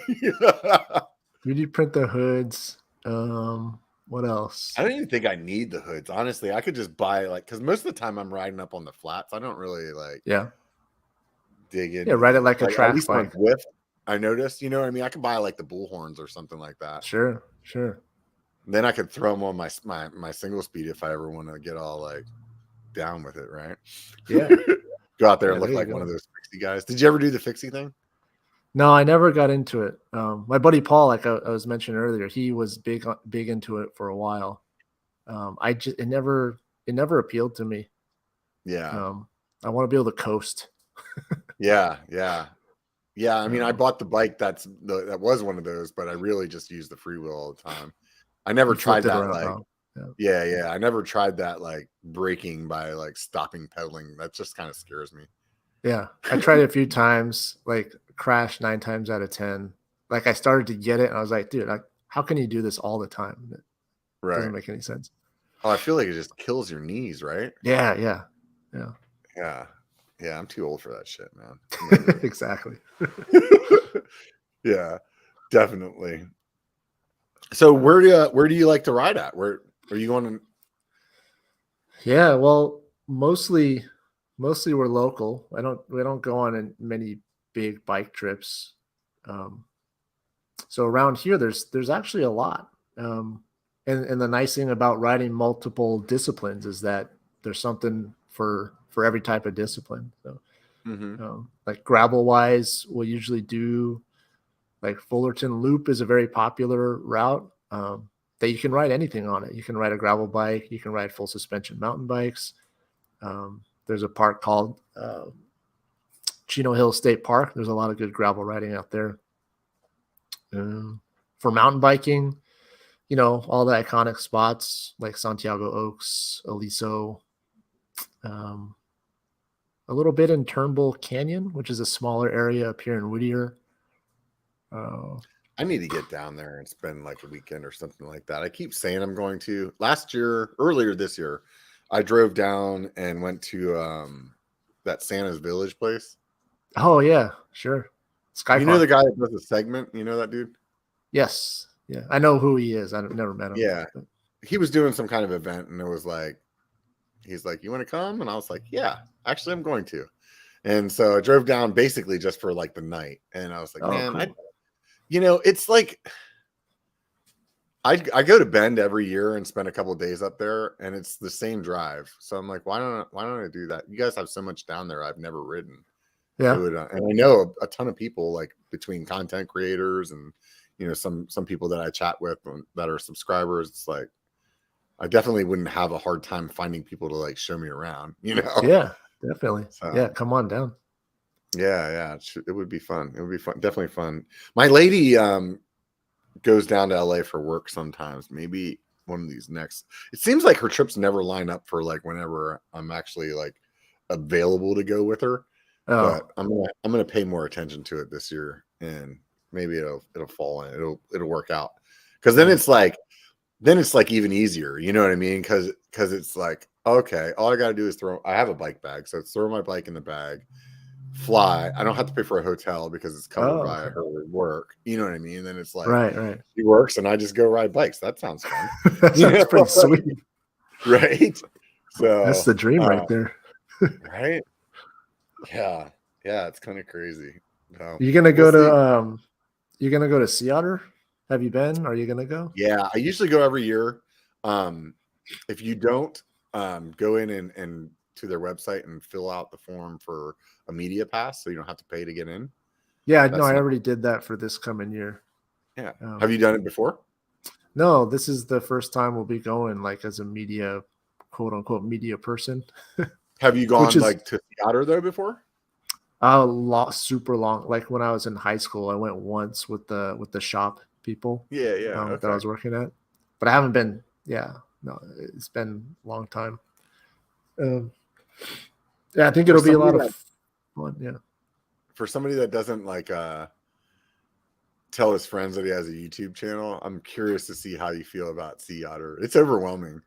Like for me, like the first time I went, even as like an extrovert, I was like, I don't know how to like you're like cold call, go up, talk to people and tell them about your channel, or like do you just walk around and like be all creepy with the camera, or like, you know what I mean? Like it's like how do you do this? I don't know how to media, Right. So what have you learned? Well, for me, I go to the events more for BYKER Bar than I go to the events for BYKER, my like content channel. Okay. And it's because like at the events, I can really network with like them to like, hey, I have this podcast. It's one of the like most popular like it's an up and coming like mountain bike podcast, or it's like top 10 mountain bike podcast, however I want to pitch it. Right.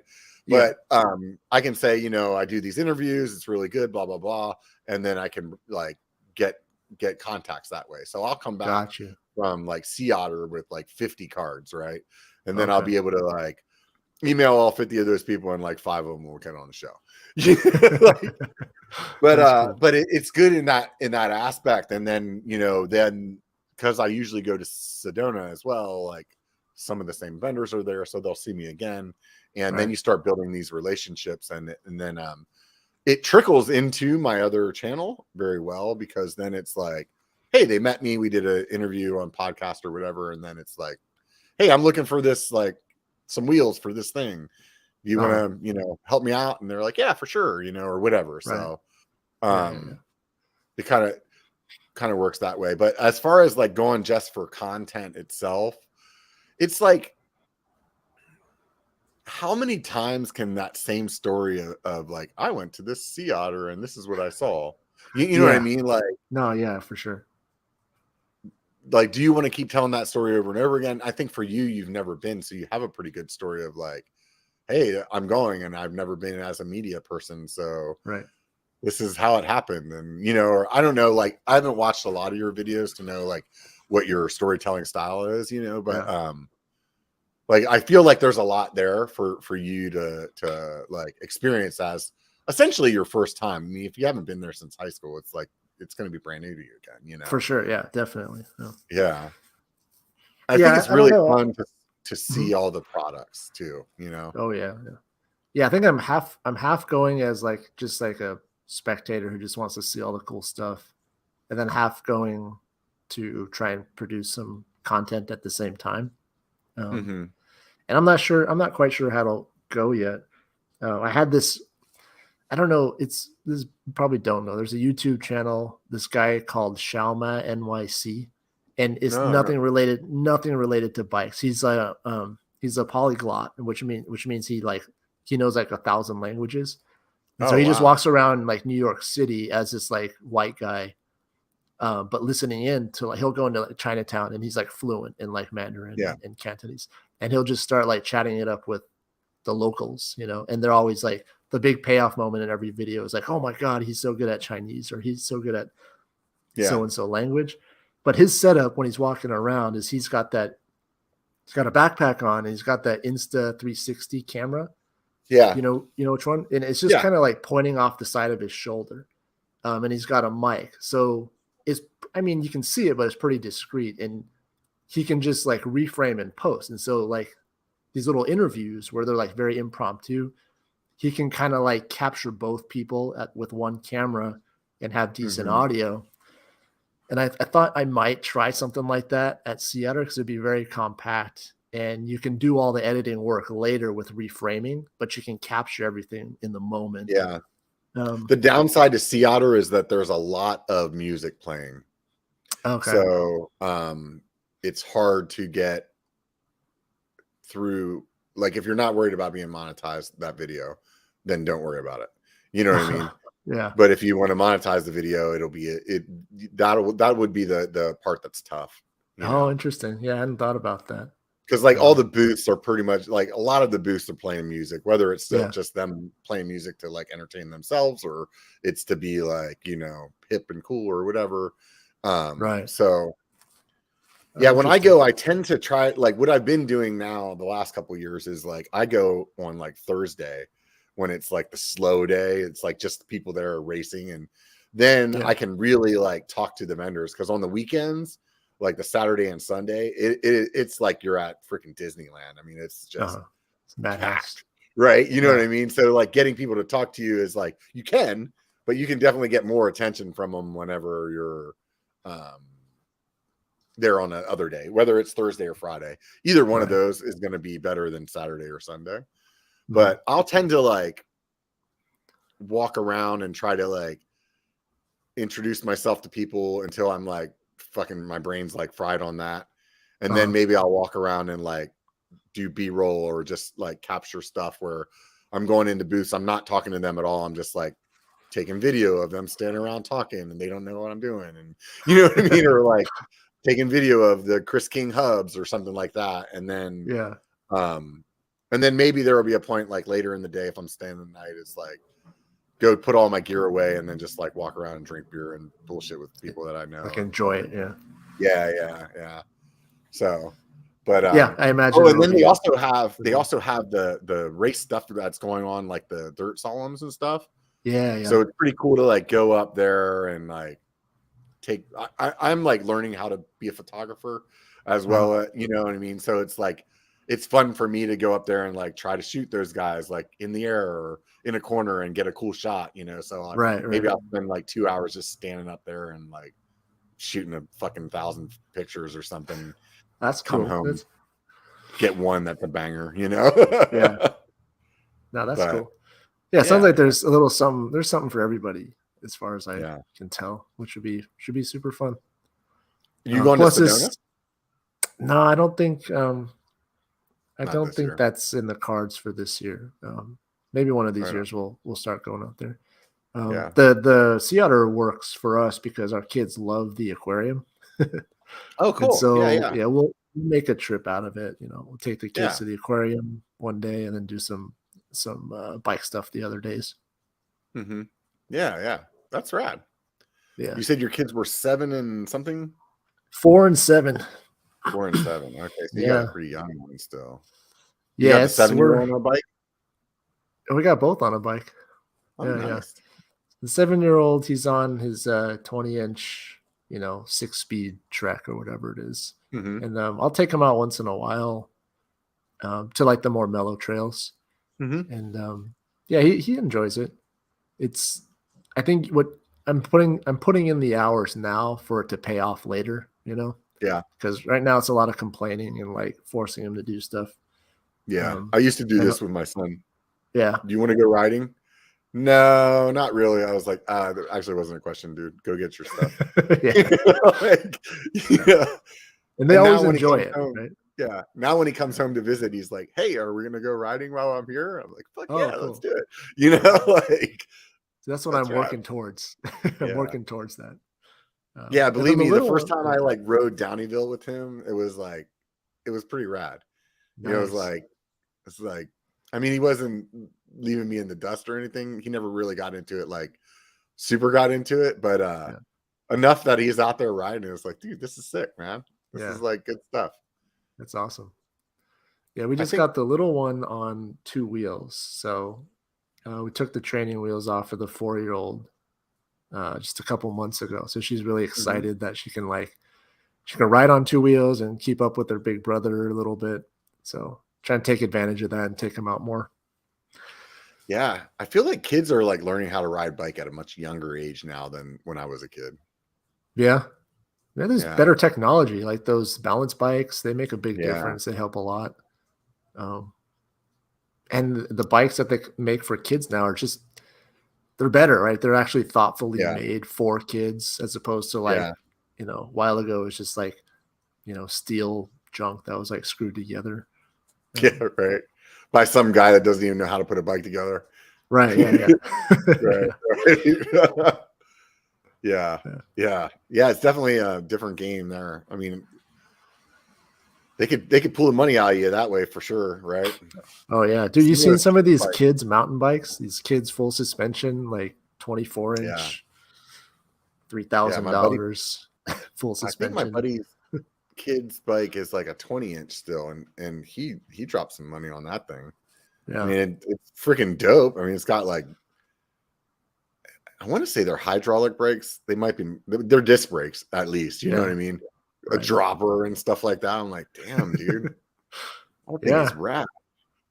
Yeah. It's kind of nuts, man. Definitely. And the kids will take advantage of it. I mean, I think it's not part of it is just because parents want to, I don't know, they're like projecting, they want to spend the money on a nice bike because they think it'll do something. I don't know. But also like, I think some kids are taking advantage of it fully. I've ridden with this guy a couple of times around here. They go by the name AA Boys. The kids are 6 and 9, and they're hitting all the black diamond stuff around here. It's just incredible to watch. And the 6-year-old, well, I think he's 7 now, but he's on a full suspension, 24-inch with like a dropper and disc brakes and stuff. But he's taking full advantage of it. It's awesome to watch. Yeah. I don't think it's all for show. Yeah. I mean, I ran into some guy the other day. He was like pulling his 2 kids on an e-bike, and they were like hitting some stuff that I only started riding a few years ago. You know what I mean? And these kids were like 9, between 7 and 9. You know what I mean? Yeah. My other buddy that I was talking about that just bought that other bike, his kid's 5, and he'll go out he'll do 10 miles with them.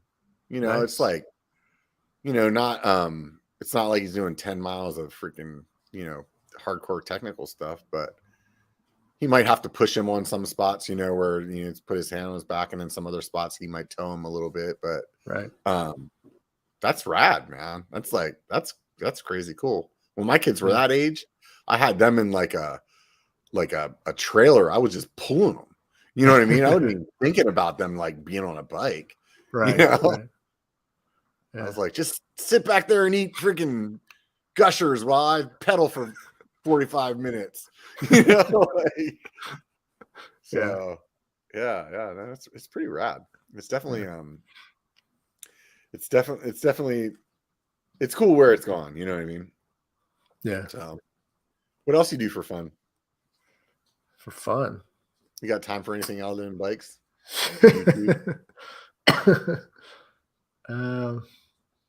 Not a whole lot, man. Like between the kids and work and the channel, trying to see friends when we can. It's about all I do. Yeah. That's a lot. It really is. Don't feel like it isn't. I mean, I know as like a creator, it's definitely it's way more time consuming than one would think. To make one video, they're like, one video. Like, I'll tell people, like, somebody told me this. I think it was RGMD TV, regular guy mountain biking back east. When I first started, he was like, it's about 3 times as much time as it took you to ride to make a film of that ride. Oh, for sure. So if it was a 3-hour ride, then it's like at least 9 hours of editing. Yeah. And that's accurate. Really, it's pretty accurate, like sometimes it's more, especially if you fall into like, dude, you can spend an hour just picking music sometimes. You know what I mean? Yeah. Then be 3 hours into your edit and be like, this doesn't work anymore. Yeah. I don't like it. Well, the problem is you get stuck on the stuff that doesn't matter, Sometimes you got to step back and get some perspective. So that's when we were talking earlier about, the first 1,000 subscribers. That's one of those things I always try to remember, or talk to some of the other creators that I know. It's like, dude, our subscribers could give a shit about our lighting. You know what I mean? They really don't care, dude. Just make a video, and like, I get so stuck on that. Yeah. I have that personality to like really overanalyze stuff. So I mean, it makes a difference to some extent. Like it's nice to watch like a well-produced video. Yeah. But it's not everything. Yeah. It's not going to stop you from actually growing. You know what I mean? Yeah. Because you can see some other channels that don't do any of that. Yeah. And they just this is a perfect example. Steve from Hardtail Party. Mm-hmm. Like a lot of his videos are just like in the shop, garage, whatever it is that he films in. Yeah. He's just standing there in front of the bike frame talking, like giving knowledge. And it's not like fancy lighting. There's not really anything hanging on the wall that's like super like YouTube background, like it's just him like laying out good knowledge. And his channel is freaking huge. He's got like 50,000, 60. I don't know. I think it was like 50 or 60 last time I looked. Like, it's up there. He's freaking doing a great job, and pure content. It goes to show it doesn't matter. It's the content. Yeah, it really a lot of that stuff that we really get stuck on. Like, if you're making good content, it doesn't really matter. So. Yeah. Another guy I watch who's kind of like that is Clint Gibbs. I don't know if you've seen his channel. I've heard his name, but I've never watched. What's he do? He's kind of like, he does a little bit of everything. I think he races, he rides gravel, he rides mountain. He does a lot of how-to stuff.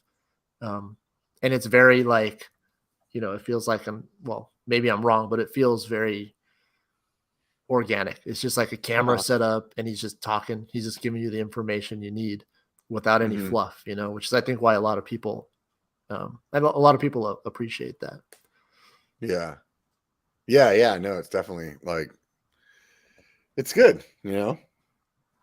How do you feel about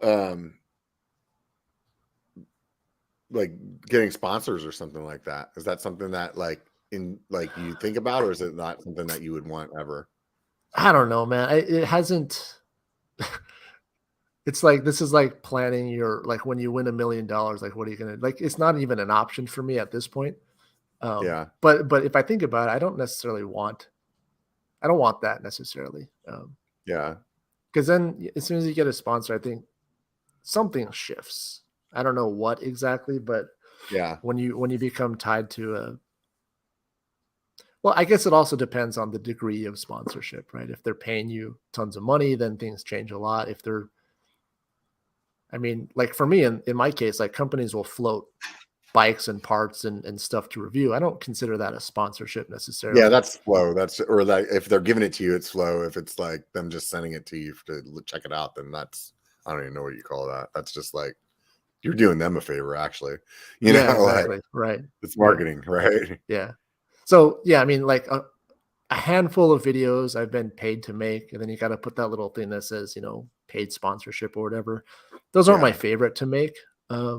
It's just a balance between like, oh, they're going to pay me some money, and that I can use that money to filter back into the channel and make it better. So it might be worth it to make that video. But generally speaking, I yeah, don't necessarily want a channel sponsorship. This yeah, started as like a hobby, and I hope it can continue as a hobby. yeah. Yeah, that's why I like Patreon. I wish that I could have Patreon like forever be like the sponsor, like to be honest, Yeah, like sure. Yeah. because, but I'm sure there's a certain point where the money that you can get from companies is way more lucrative than the money you can get from Patreon, Yeah. and but who knows, maybe it's not. I mean, at least not for me. There's like the likelihood of me quitting my day job to do YouTube full time is really low because I I make good salary. You know what I mean? Yeah. So I'm not like there's a high bar of entry there. You know what I mean? Right. But Right. but I like the idea of like, man, if I didn't have to like get a sponsor, let's say like a bike sponsor, let's say, even though I love Santa Cruz and I buy Santa Cruz all the time, like if I had a Santa Cruz sponsorship, then maybe I'm not allowed to ride my Marin, and maybe I'm not allowed to ride like my other Yeah. bikes that I have in the garage that aren't Santa Cruz, Right. Right. and then that makes it feel like, well, that's not letting me just be me, right? You know Right. what I mean? So I'd rather have like a sponsorship with Patreon and be able to buy that Santa Cruz that Yeah. I want, and not have any obligations that way. Yeah. Yeah. I think sponsorships work well for channels that are like mainly centered around riding. Like if it's a lot of Yeah. riding videos, and like Sam Pilgrim's channel. Do you follow Yeah. him? Yeah. I I mean, know who I he think is. he just switched sponsors recently. I think he's got a thing with Canyon now. But like every one of his videos is just him doing like awesome stuff on a bike. Yeah. So, I think it works in that sense. Whereas like me, like every video is just like there's no rhyme or reason. Like I might work on the Specialized one day or the Polygon or the Santa Cruz, and it's just kind of all Yeah. over the place. So I Yeah. don't think it would work particularly well in my case. Yeah. But you could end up with some sponsorship for some like stupid game or some like like Manscaped hit me up once. I did a thing with them on, I think it was on here. Oh yeah. And yeah, because in my mind I was like, as far as a podcast goes, it's like I feel like you could have any kind of like sponsor. You just throw, it's like a commercial at the beginning, right? Right. Yeah. And or at the end, you're like doing some call to action or something like that. But like but on my like biker channel, like I wouldn't want to throw in like a Manscaped freaking commercial in the middle of a like MTV Yeah. video. Yeah. Bobo can It do it, feels a but little. like he's like really Yeah. good at it. He's all humor, Who right? was So it? it like works. Like Bobo, biking with Oh Bobo. yeah. Yeah. He You incorporates it know, into like the story, right? right, So right. it works. But Yeah. like I don't create, my content's not like that. So Right. it would be Yeah. like, hey, let's talk about shaving your junk. So then it'd be like, okay, switch gears. Yeah. Yeah. Yeah. Like So for me, I don't know.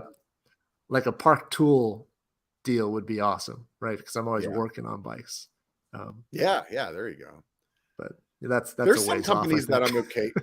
There's some companies I'm okay with, like Cali, like that's the helmets and stuff that I use.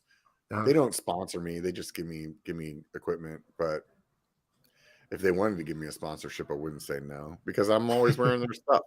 You know what I mean? Like, but I think I would approach any of those with like, I want a clause that I can use anything by any brand at any given time, but yours is the one that I'm going to use the most. Right. You know what I mean? Like that's the agreement that I'm looking for. You know? So who knows? I don't know. You never know, man. Could happen. Yeah, man. It's really. Did you think that you would be like 23,000 subscribers? Like you could fill up a stadium, like a football stadium, with all your subscribers. That's a weird. Like, that's a weird way of thinking about it. Yeah, that's a lot of people, man. It's a lot of people, and you know, you have to be grateful for everyone who clicks the button, and I certainly am.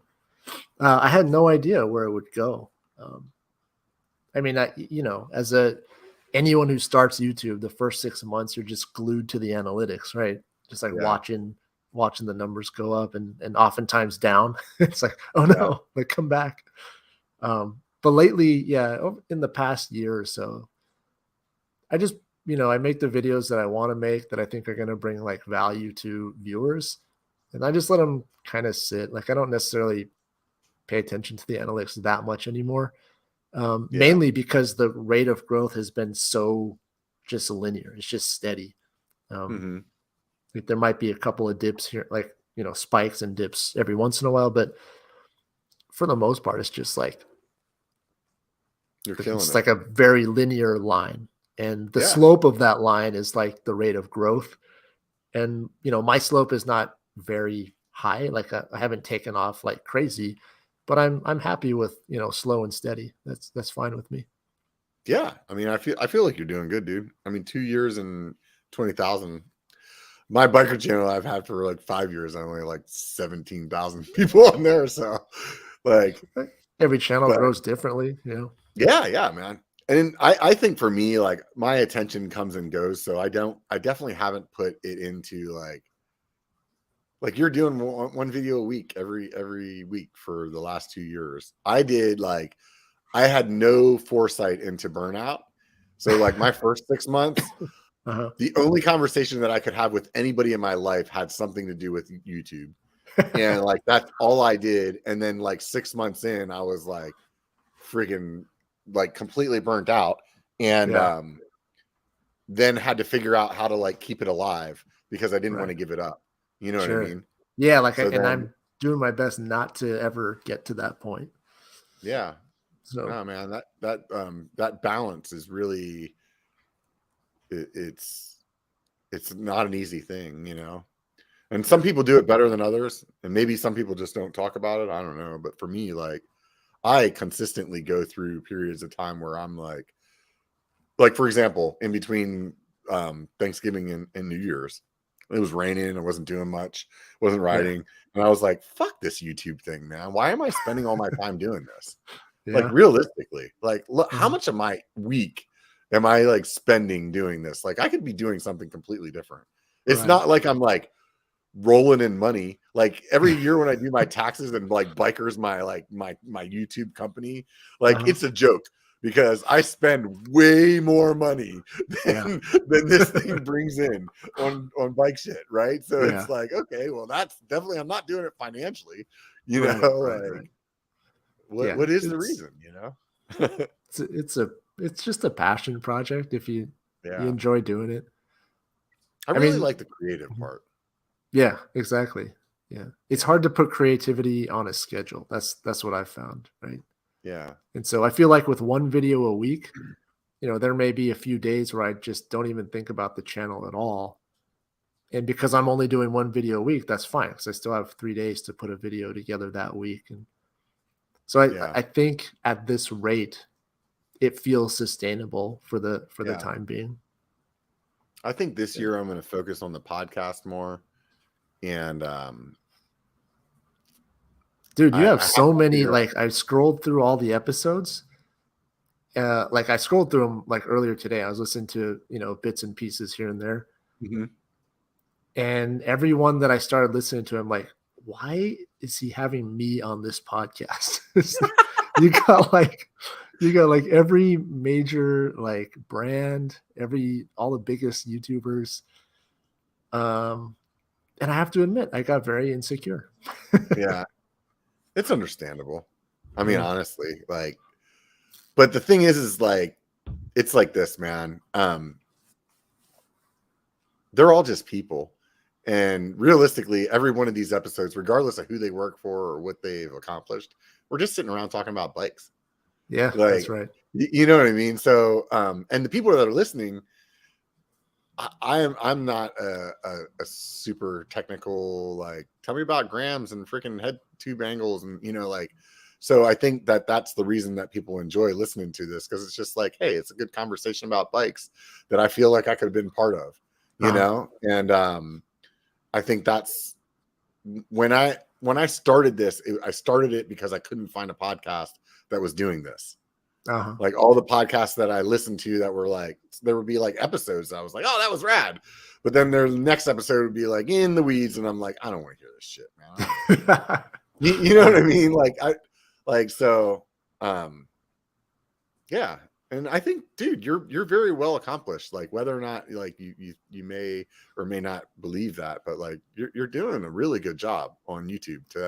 To have 20,000 subscribers is not an easy thing by any means. So you're doing something right. You deserve to be on this podcast just as well as the rest of them. So.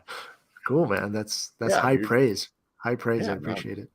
I really appreciate you taking the time to sit down and talk to me, man. So for sure. Yeah. It's always fun, and every episode I feel like I get a new friend. So I'm like, sweet, now I got somebody else I can bug. Oddly enough, I didn't even know that you were in the Slack group when I'm probably the guy that sent the email to you. No, I got in through somebody. I got Alan. I think vouched for me. Yeah, but who sent the email? Usually it's me or yeah. Maybe so that's the thing. That's the part where I'm like, oh man, I'm hoping Trail Features did it, because oh man, I forget so much. I'm so like scatterbrained. I feel bad for my wife. Like, I can understand, like, she's definitely she puts up with a lot. So that's funny. Right on, man. Dude, we're wrapping up. We're getting here close to the 2-hour mark. I always like to ask people what YouTube channels they watch. Just for like, it doesn't matter if it's like has to do with bikes or not. And I know you already laid a couple out there earlier. What was the guy with all the languages? Xiaoma. I don't know how to pronounce it. Xiaoma NYC. XIAOMA NYC, I think is how you spell it. Yeah, I'm gonna have to check that out. That sounds just really fun to watch. Yeah, it's fun to watch. Got anything other else channels? Yeah. I mean, outside of like the typical, bikey stuff. Is that what you want to hear? Like, it doesn't matter, man. Whatever got your attention. Like, I like watching Hot Ones a lot. That one's super fun. Oh, Hot Ones is great. Yeah. I just had a couple that I was thinking about. I like Mark Rober's channel, of course. It's like super techie engineering. Yeah, that's the dude that does the glitter bomb thing on the porch. Yeah. I mean, he's just like he's a former NASA engineer, but he's just really, I don't know. He's a great presenter, great storyteller. Yeah. No, he's super entertaining. There was somebody I was watching just the other day that had him on their channel. What was it? And it was like, it would be like if he was on like Burn Peak, you know what I mean? It was like, I'm here with Mark Rober today, and he like came out and I was like, oh shit, that's kind of cool. Oh, weird. I can't remember who it was though. It wasn't a mountain biker, but it was like another genre, like not a channel that you would expect them to be on. You know what I mean? Oh, right. Yeah, gotcha. Yeah, no, I watch a lot of random stuff. Bikey stuff, like Pathless Pedal. There's Russ over at Pathless Pedal. He's kind of the one who honestly inspired me to start a channel. He does a lot of, I guess you would say, alt cycling. He's like sort of counterculture when it comes to bikes. What's that mean? What do you mean alt cycling? I don't know. Alt cycling, yeah. So when you think of like the typical cyclist, it's like carbon gravel bike, bibs, KOMs, racing, all the stuff that you associated with like, top level bike riding. He's basically against all that. And he's all about like down tube shifters and vintage stuff. And just like, neat little quirky, kind of more boutique bike stuff. A lot of people gravitate to him because they don't identify with like racing, and they're anti-competition when it comes to bikes. And a lot of channels kind of follow suit in the same, just in that they're not all about competition. Like Spin Dat is another channel that I watch. Right on. Well, dude, yeah, I appreciate it. Yeah, a lot of them like that. I'm kind of blanking right now. No, dude, it's typical. I really feel like that's the one question I should tell people ahead of time. But my lack of planning skills is like one of my best attributes. So somewhere around like episode 300, I'm gonna be like fucking dialed, dude. So that's part of the charm, right? It's not scripted, it's not planned. Yeah, that's the thing that I really like. I can't imagine doing an interview with like all the questions written out. You know, it's just like knowing ahead of time. And I've had so many guests ask me like, "Oh, what are we going to talk about?" I'm like, I don't know. Like I can tell you like the things that are in my mind right now. Like if you were to ask me that, I would be like, well, I'm going to ask you where your channel came from, how you got into riding, and about that BlackHeart bike. And that's not 2 hours of us talking. So I don't know where the rest of it's going to come from, but those are the only things that I know I want to talk about. You know, like no, I got you.